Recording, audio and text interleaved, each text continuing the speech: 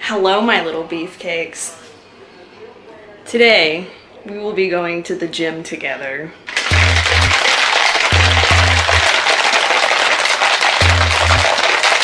So I'm just using my PE Science High Volume. I really like everything from the brand that I've tried. It's pretty great.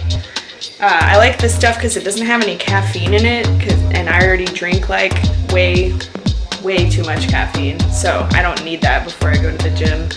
And it just helps me focus and gives me a nice little pump.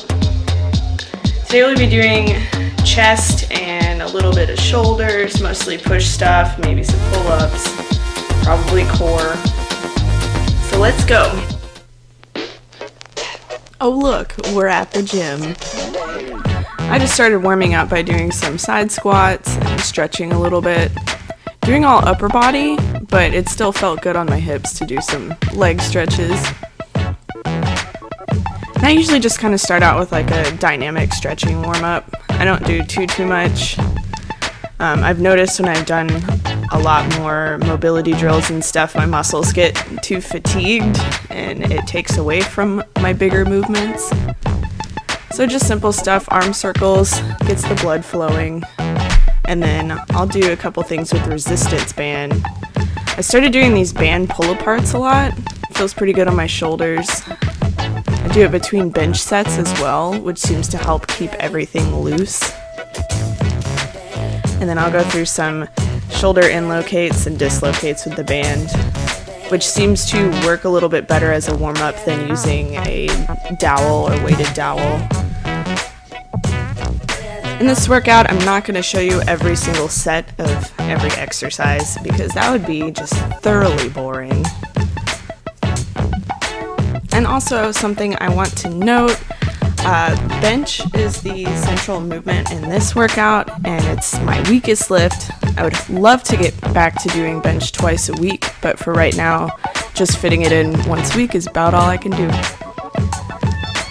To warm up for bench, I'll do 1 or 2 sets with just the bar, about 10 reps each.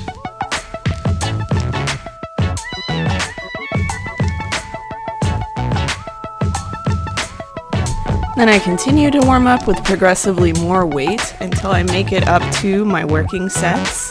I usually do about 5 to 10 reps on each of my warm-up sets, unless my working sets call for higher rep range. So here's 85 pounds.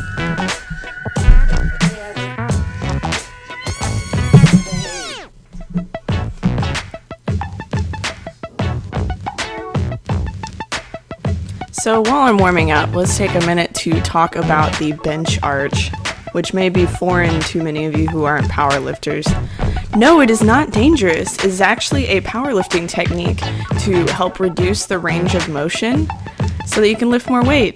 That's pretty much it. Everyone will get into this position differently, but the setup is generally the same. You will slide your feet under you, try to push your rib cage up, and tuck your shoulders in. You don't want your butt to come off the bench at all because you will get red lighted in competition for that. Some federations require that your feet are flat on the floor, but the ones that I've competed in do not, so I usually go up on the balls of my feet. And you want to be able to engage your legs to help you push. I take a pretty wide grip on the bar, but that's going to vary from person to person. So that's your rundown on the bench arch. Here we are getting into my working sets. This is 105 pounds.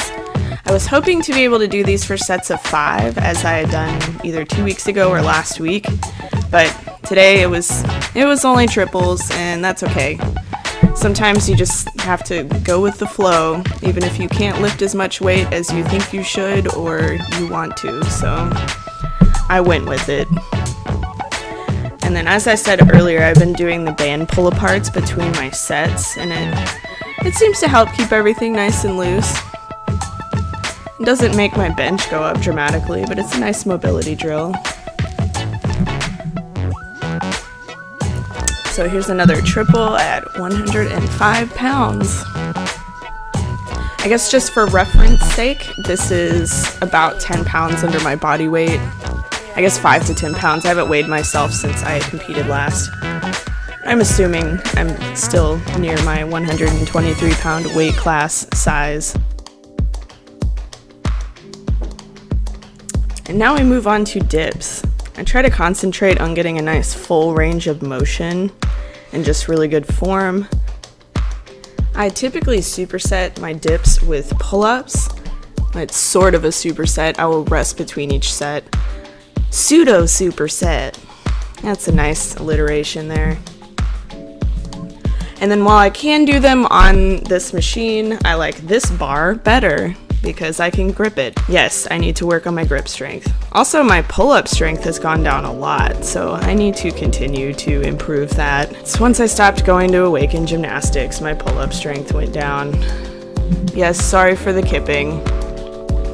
Now we get to move on to the fun accessory work, or what I like to call bro stuff. Doing mostly shoulder accessories today. Just little hypertrophy moves. Hypertrophy means just muscle growth, essentially. And that's going to be in the 8 to 12 rep range. So I'm doing front raises with a barbell. And then supersetting them with dumbbell lateral raises. So that's going to hit the front delt, which is basically your shoulder, and the medial delt, which is the side of your shoulder.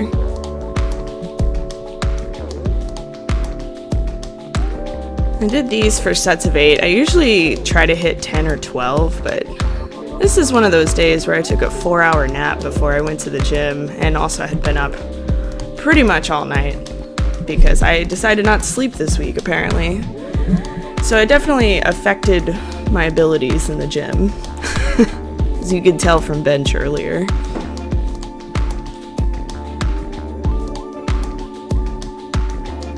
And then next is bent over lateral raises. This kind of hits the rear delts. I will typically superset these with barbell shrugs or pectoral flies, but I had to knock out some of my accessories tonight just because of my energy levels and time. My workouts will typically take anywhere from an hour and a half to 2 hours. Bathroom break. Oh look, it's me. I finished up this workout by doing some shoulder inlocates. This bar is probably like 2 or 2.5 pounds. And this move is for shoulder mobility, and then I feel like it also strengthens my brachialis, which is the muscles around the elbow, whenever I do them weighted. So that's a good thing for gymnastic straight arm strength, which I will get into another time. I used to do these at the beginning of my workout weighted, but like I had said earlier, they kind of fatigue me a little bit, so I like to leave them till the end, and that way it doesn't interfere with my more compound movements. And then I also threw in a little bit of core, although not as much as I should have because, like I said, I had insomnia. I was tired. So these are hollow holds. I'm doing the bent leg variation, and I'll try to get one or the other leg straight to make it a little bit more difficult. But my aim is to hold these for 60 seconds for 5 rounds, and I'm not there yet, but I'm working on it. Side note, I keep track of my workouts in the Strong app. It lets you input different routines and save them, so you can just pull them up whenever it's time to work out. And then you just go through and fill out what weight you used, how many reps. And then it also has a feature where you can add progress photos for each workout. I usually don't, but it's still a pretty cool thing to have on there. And then your calendar will show you how many times a week you've been working out. Mine's pretty sad right now. And then you have a page with all your routines on it. You do have to pay to save more than like 2 or 3, I think. I can't really remember, but it's been totally worth it. It's a one-time payment, not monthly. So that's all my routines. All right, somewhat success. Food time. So now I'm home with food. I'm gonna finish up my sofritas burrito from Chipotle from the other night. I don't really eat out often, but it was a treat yourself day. I needed a giant burrito.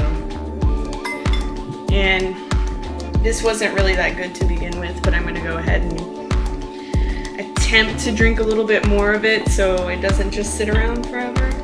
Pretty sure it doesn't get better with age. But thank you for watching. I hope you learned something today, or at least enjoyed yourself.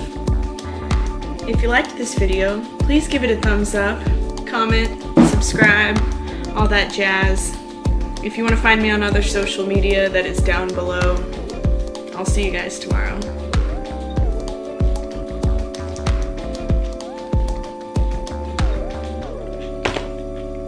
They're so good.